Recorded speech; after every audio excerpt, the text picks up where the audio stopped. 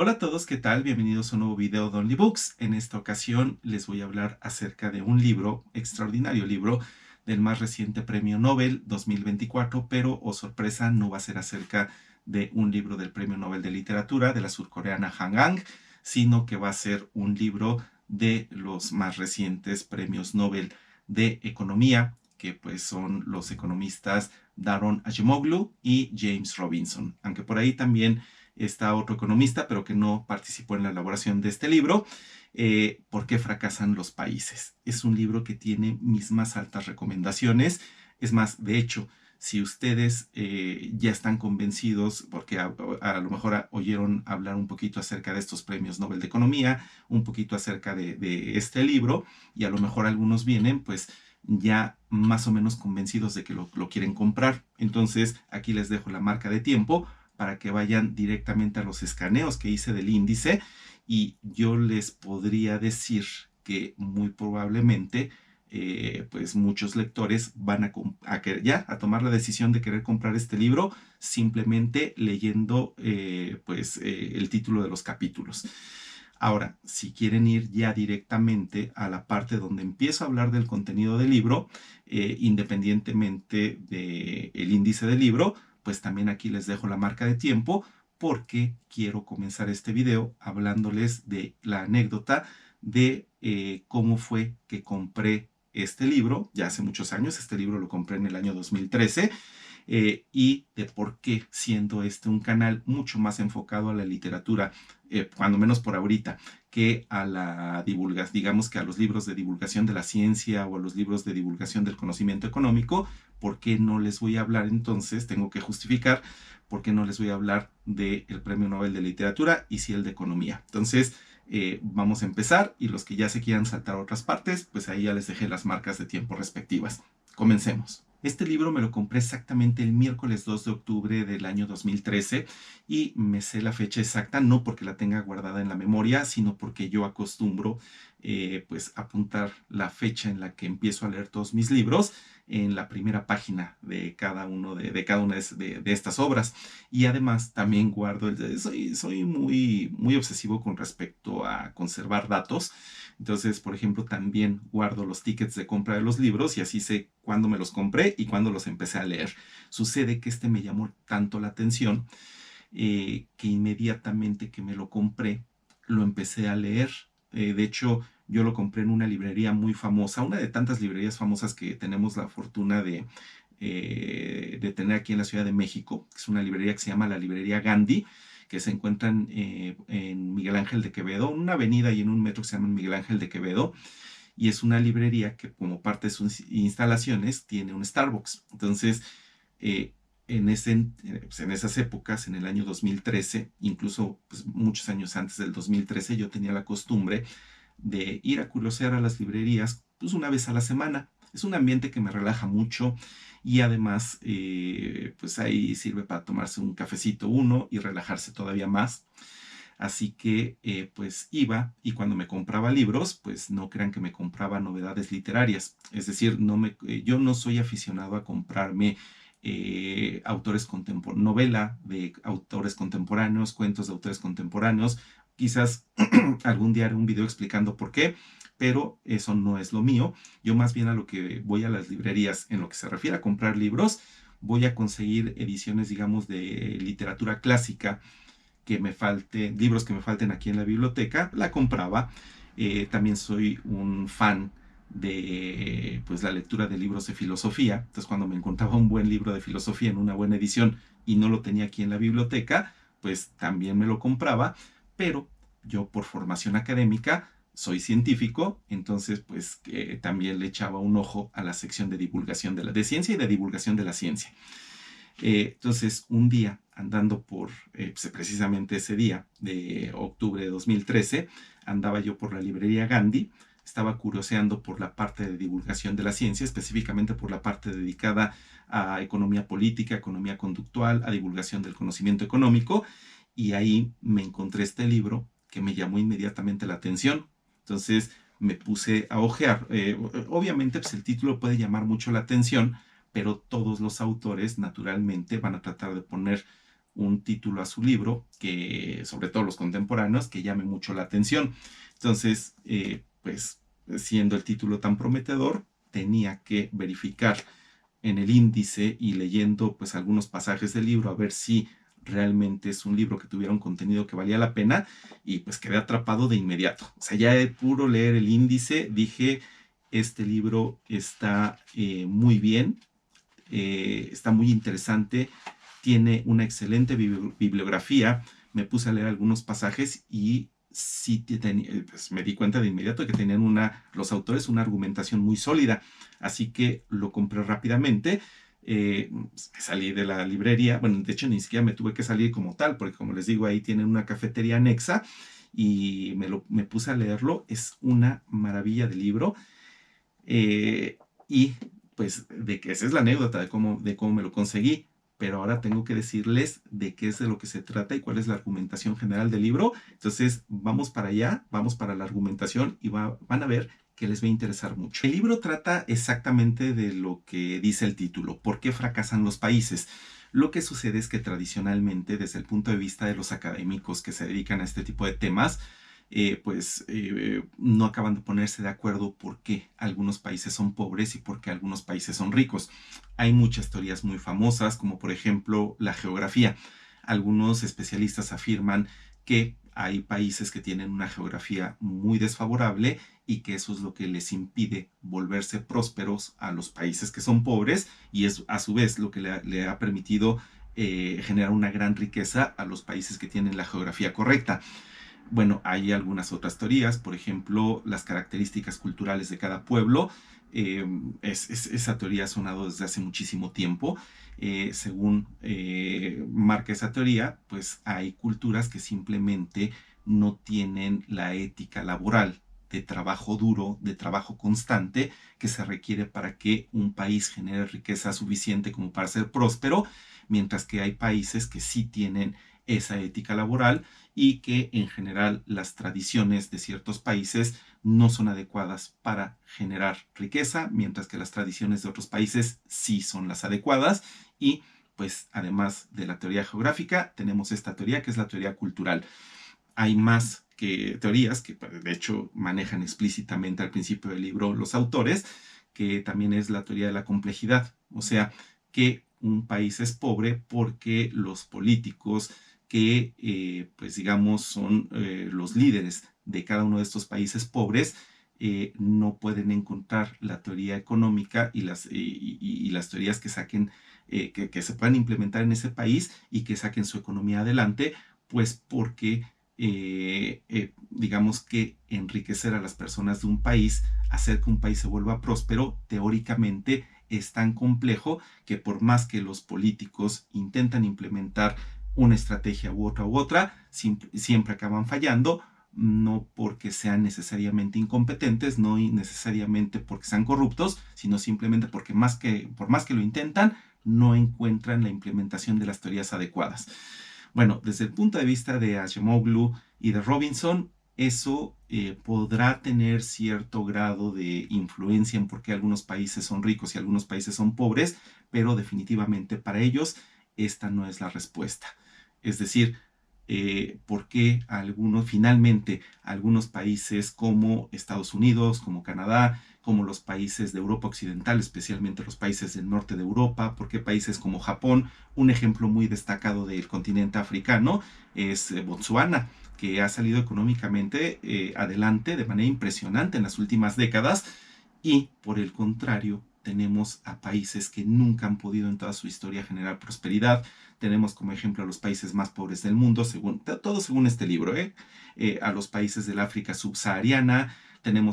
Marca también como ejemplo a los países de Centroamérica, marca como ejemplo a los países del sur de Asia. Egipto es un país muy destacado que ponen como ejemplo aquí,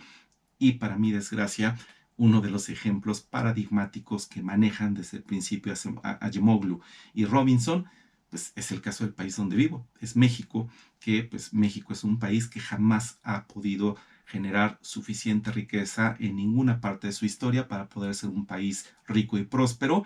Y pues manejan el ejemplo de México comparado con los Estados Unidos, desde el capítulo número 1. Pero a ver, vamos a poner las cosas en orden. Si no es la geografía, si no son las características culturales, si no es la complejidad, entonces, según los autores, ¿qué es lo que ha podido generar riqueza en todos estos países que conté por un lado y qué es lo que es aquello que no han podido hacer los países que solamente han generado pobreza a lo largo de toda su historia? Pues la teoría que nos tienen los autores es muy interesante, muy apasionante y muy contundente. Entonces vamos a ver cuál es esa característica. Desde el punto de vista de los autores, la diferencia entre la pobreza y la riqueza de un país son las instituciones políticas. Por un lado, existen las instituciones políticas extractivas, que son las que caracterizan a los países pobres, y están las instituciones políticas inclusivas, que son las que caracterizan a los países ricos. No es que los países ricos tengan instituciones políticas inclusivas al 100%, no. Toda institución inclusiva tiene un cierto porcentaje que en realidad es extractivo, y por otro lado, en los países pobres, las instituciones políticas extractivas pues tienen, aunque sea un poquito de inclusivo, pero ahí sí está reducido al mínimo. A ver, ¿de qué se tratan las instituciones políticas extractivas? Creo que intuitivamente va a ser muy claro. En países pobres, el único objetivo que tienen las instituciones políticas es el beneficio de la élite, sí, según argumentan y demuestran con sus argumentaciones los autores. Entonces tenemos a una especie de mafia, a una especie de élite, unos cuantos que diseñan los instrumentos de poder, los instrumentos de gobierno, para extraer toda la cantidad posible de recursos a la población general, digamos que al pueblo llano, y que de lo que se trata es de sacarle la mayor cantidad de recursos para enriquecer a unos cuantos lo más que sea posible, mientras que a la mayoría de la población se le deja con lo mínimo indispensable, de manera que no haya, digamos, una revolución, un levantamiento armado, y ese es la principal clave de por qué los países fracasan. Fracasan porque sus instituciones políticas no están interesadas en el bienestar de la población, sino que están interesadas únicamente en el bienestar y en el enriquecimiento de algunos cuantos. Pero originalmente casi prácticamente todas las sociedades eran así. Cómo le hizo Inglaterra, cómo le hizo Francia, cómo le hizo Japón, cómo le hicieron estos países que han salido adelante. Bueno, muchos de ellos lo hicieron a través de revoluciones. El problema, según los autores, es que casi todas las revoluciones no tienen el efecto deseado. Lo que pasa con casi todas las revoluciones es que se quita, se derroca a una élite extractiva únicamente para sustituirla con otra que, gracias a la experiencia adquirida observando a la anterior élite extractiva, van a ser mucho más eficaces y van a ser mucho más feroces y más persistentes en esa tarea de extraer recursos a las personas, y digamos que a las personas del pueblo común y corriente, y va a ser seguramente más difícil sacarlos del poder. Eso es por un lado. Ahora, ¿cómo le han hecho los países que han tenido éxito? Bueno, los países que han tenido éxito teniendo revoluciones que no han sido simplemente sustitutivas, perdón, de una élite por una nueva élite aún más feroz, han sido revoluciones. Por ejemplo, en el caso de la Revolución Inglesa, la Revolución Gloriosa, así llamada, de 1688 en Inglaterra, se argumenta que los revolucionarios era digamos, un movimiento tan heterogéneo, marcado por grupos y personas de intereses tan distintos, que a la hora de derrocar a la élite gobernante, a la élite extractiva, y empezar a repartirse el poder entre todos, pues había tantos intereses diferentes que efectivamente arrancaron las libertades políticas, los beneficios políticos de esa élite tan reducida, y la tuvieron que repartir entre tantas personas y entre tantos grupos, que efectivamente esos beneficios políticos, esas libertades que marcan la diferencia entre la pobreza y la riqueza de un país, permearon a lo largo y ancho de grandes segmentos de la sociedad, de manera que ahí fue que se sembró la semilla para que los países se fueran enriqueciendo con el paso del tiempo. Entonces, a muy grandes rasgos, esta es Esta es la argumentación de Acemoglu y de Robinson, por supuesto. No estoy insinuando por mi parte que pues ellos tengan una especie de acceso al conocimiento divino, al conocimiento del otro mundo y que sus teorías sean forzosamente las correctas, pero lo que sí les puedo decir es que lo que ellos dicen está muy bien fundamentado, está muy bien argumentado y que pues cuando menos de acuerdo con lo que yo sé, yo sí le daría un cierto voto de confianza, obviamente no por un acto de fe, sino porque veo que lo que están diciendo es altamente coherente y está muy bien fundamentado, pero eso no es todo lo que nos tienen que decir, porque también nos hablan de muchísimos ejemplos. Los autores nos cuentan cómo es que el acceso a las libertades y al poder político por parte de amplios sectores de la población enriquecen a un país. Lo que sucede, digamos que el proceso, es que cuando las libertades se empiezan a repartir de manera efectiva entre muchísimas personas, entonces las personas de la población general empiezan a tener, por ejemplo, acceso a una educación de calidad. Se les obliga prácticamente a los ciudadanos a tener acceso a estudiar la educación básica, y una vez que terminan la educación básica se les dan amplias oportunidades para que si ellos deciden, si la población que ya terminó esa educación básica decide que quiere seguir preparándose, así lo puede hacer a nivel universitario, por ejemplo, y que profundice tanto como le sea posible, tanto como desee en esos estudios universitarios, y se les da, aparte de esa universidad, se les dan muy amplias posibilidades de educarse de otras maneras, de hacer estudios, de hacer cosas que lo capaciten, por ejemplo, para poner una empresa. Entonces, una vez que la persona ya tiene, digamos que un abanico de educación amplio y lo suficientemente sólido como para poner su propia empresa, como para poner su propio negocio, se le facilita el acceso al dinero, a préstamos bancarios, se le da, por supuesto, también garantía de que los criminales, de que los ladrones, de que el crimen organizado no se va a apoderar de su negocio, e incluso también, igual de importante o incluso más importante, el gobierno le va a dar garantías de que ese negocio que cada persona, que cada particular está abriendo va a ser siempre suyo, y que el gobierno en ningún momento y de ninguna manera va a expropiar de manera unilateral, de manera arbitraria, ese negocio que las personas están abriendo con tanto esfuerzo. Entonces, digamos que esas libertades políticas, que las revoluciones, y que por medio de algunos otros procedimientos, y que por medio de muchos otros métodos, las poblaciones en el pasado de estos países que han sabido salir adelante, esas libertades que le han arrancado a la élite, la ha utilizado la población en beneficio propio, para enriquecerse a sí mismos y para enriquecer en el proceso a los países de los cuales forman parte. Ahora, los políticos siempre van a ser personas que van a querer monopolizar el poder. Eso es absolutamente natural. Por eso en los políticos no se confía. A los políticos siempre hay que vigilarlos, siempre hay que exigirles y siempre hay que castigarlos cuando ellos cometen irregularidades y cuando cometen ilegalidades. En los políticos nunca se deposita la confianza. Esto último no lo dice Robinson y Acemoglu, eso lo digo yo, pero prácticamente ellos lo insinúan. Pero, ¿qué pasa en los países que tienen instituciones políticas extractivas? Los políticos pueden hacer lo que quieran, finalmente son parte de la élite, entre ellos se apoyan, entre ellos se cubren, y prácticamente nunca pasa nada cuando ellos roban, cuando cometen ilegalidades, cuando se hacen negocios al amparo del poder. En cambio, en los países que tienen instituciones políticas inclusivas,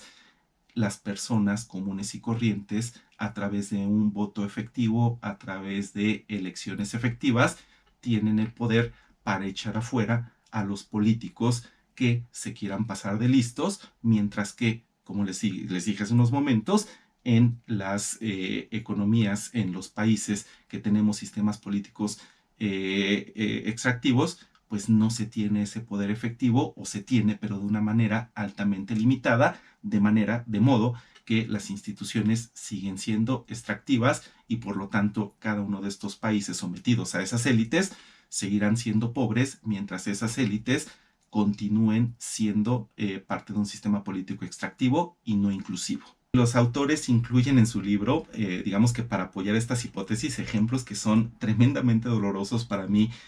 pues como mexicano que soy, pues porque nos ponen a México generalmente, bueno, no generalmente, siempre nos ponen como mal ejemplo. A ver, les voy a hablar de una parte del libro donde nos narran cómo en el año 1914 los Estados Unidos ya tenían en todo su territorio aproximadamente 28,000 bancos. Más o menos por esa época, 1914 en Estados Unidos, compárenlo con 4 años antes, 1910, en México había 42 bancos.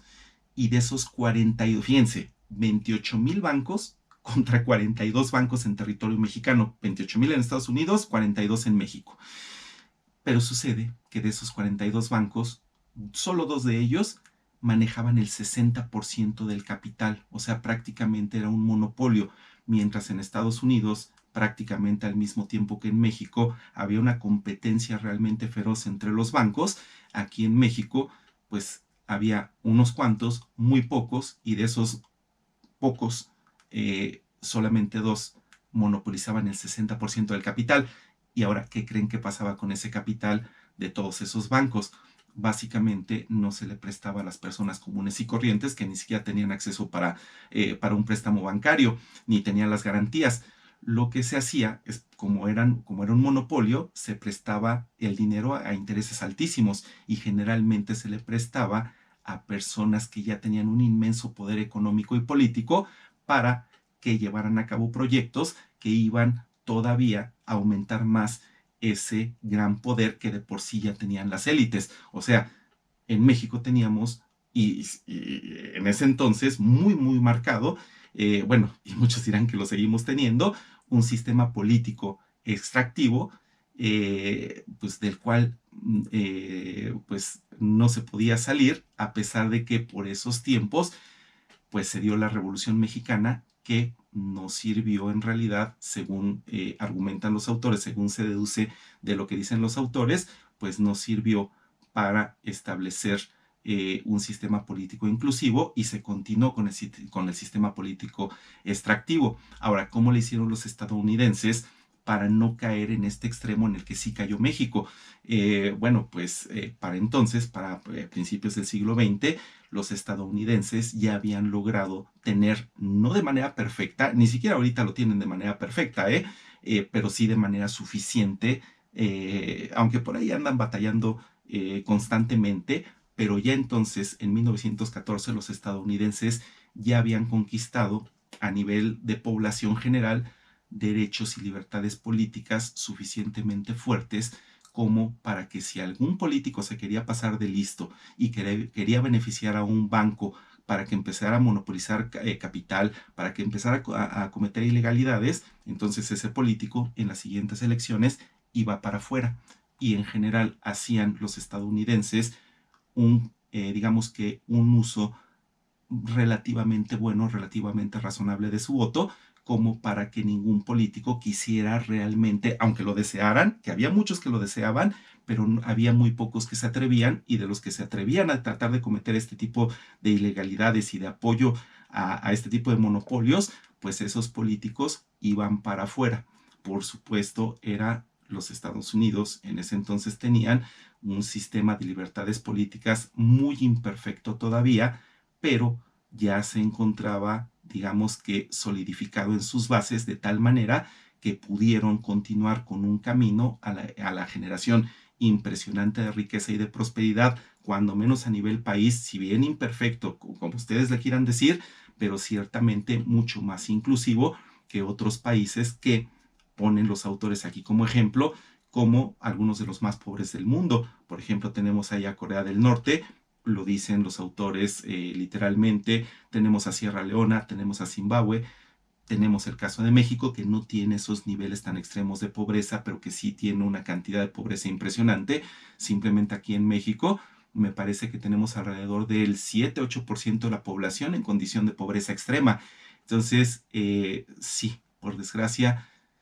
pues es el ejemplo que más me duele, que más me toca a mí pues, por el país en donde vivo, pero aquí desde el capítulo 1 se menciona a México y el ejemplo paradigmático donde mencionan a México es en la ciudad de Nogales. Una parte de la ciudad de Nogales está en el estado de Arizona y otra parte de la ciudad de Nogales está aquí en la parte de México, en el estado de Sonora, y los autores